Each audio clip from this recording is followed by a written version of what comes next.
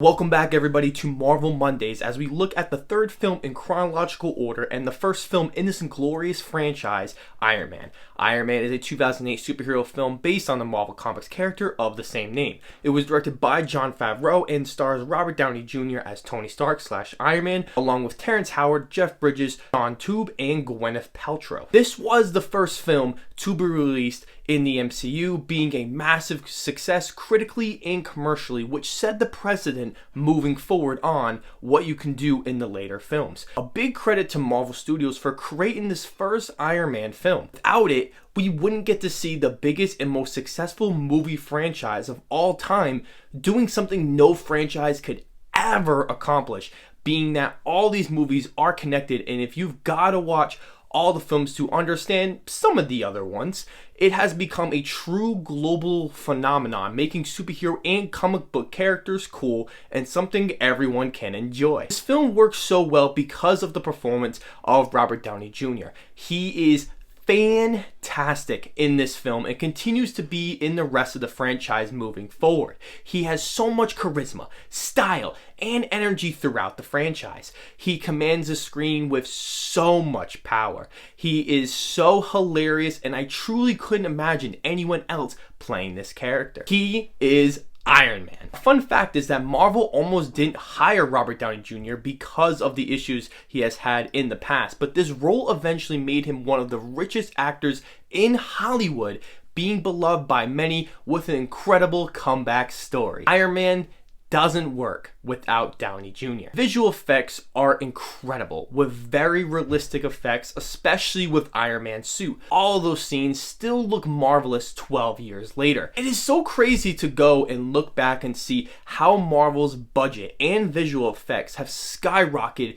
ever since, and you can see how gorgeous and miraculous these films look now. It's a great and appreciated moment. All the action scenes look incredible and mind-blowing to watch, and believe what we are seeing on screen is real. I love all the Jarvis computer stuff Stark does, moving all of his files around in his office, which is so cool and becomes a part of the rest of the films with Iron Man in it. Writing is also particularly good, with a great and energized origin story that, when watching it in chronological order, we see that this is clearly the best than the past two films that felt dry and average. This film takes so many steps above, with solid dialogue and jokes that hardly miss. The flow of this film is simple and straight to the point, always making Iron Man the main focal point. The soundtrack is awesome, with this rock-centered theme that felt so perfect for this film because of the character Tony Stark. It is definitely one of the best MCU scores so far. I'm glad the next film, Iron Man 2, continues that rock-centered theme as well. It made this film feel alive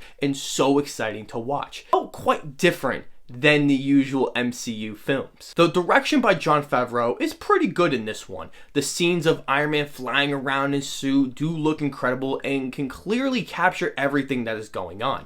Many of the action scenes also look fantastic, showing off Iron Man's awesome suit capabilities. Cinematography is also great and doesn't have the basic, what I call Marvel look that many of the MCU movies later in the series seem to have. This one looks good all the way throughout, especially in the beginning of the film in the cave that looks so dark, raw, and putrid, which I think fit it perfectly. The editing is also decent with some minor issues. There are some action scenes in the beginning that felt very choppy, and that could be a mix of the not so great direction, but it was very distracting and hurt my head while watching it. The rest of it, I think, flowed very nicely. This film, at its core, is a superhero origin story that tells it in a superb and fascinating way. I felt connected to the story with Downey Jr.'s egotistical yet likable performance. It never feels generic except until parts of the third act.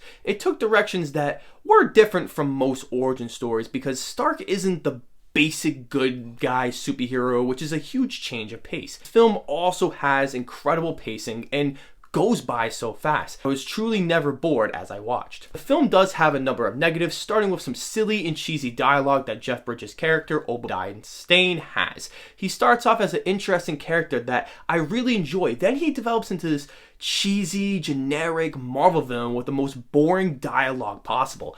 It's a real shame when you have a great actor like Jeff Bridges and waste him at the end. He is menacing, but feels like he's just another Marvel villain. The film doesn't have a lot of action scenes, which is a bummer because I would have loved way more scenes of Stark in the Iron Man suit, doing some more missions, and even some more fighting throughout. The final act fighting is solid, but felt so short and anticlimactic. I will admit, I was a little disappointed watching it again. There is so much more that they could have done to make the stakes higher. There are way more stakes than many of the Marvel films, but I think they still failed to capitalize on that. Parts of the story do flow in the same superhero origin story structure, which isn't inherently terrible, but you do feel like you know where the film is going. Small sections of the film feel like they're going through the motions, which is not that much compared to many of the other origin films. Overall, being the first MCU film release, this is loads of fun with an incredible and amazing performance from Robert Downey Jr., who will always be Iron Man. It has awesome action with great writing, direction, and loads of energy throughout to make for a very enjoyable superhero origin film. I'm going to give this film a 7 out of 10. Let me know down below, what is your opinion on the first Iron Man film and where does it rank in your MCU rankings? I want to know all those things down below. As always, I will see you all in the next video.